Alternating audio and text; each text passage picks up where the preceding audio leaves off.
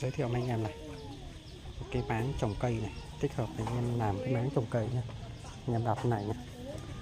Nếu anh em không làm máng thì anh em dựng lên làm một quả đô lúa nhé. Quả đô lúa quá đẹp luôn, chất liệu nó bình định nhé. Cái này nó cũng vỏ nguyên này, vỏ lúa tự nhiên hết này, rất là ok nhé.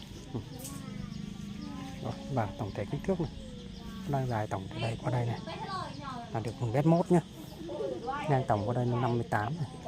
Sâu tổng của cái máng, cái lòng máng là được 27 28 đến 30 nhé. Mình xem chất liệu của bình định, vài lỗ nó hoàn toàn tự nhiên hết này. Cắt đây anh em về nhà nào quả đôn ít nhá. Rồi, ít. Rồi, anh em nào việc thì cho em nhé. Em giao lưu này.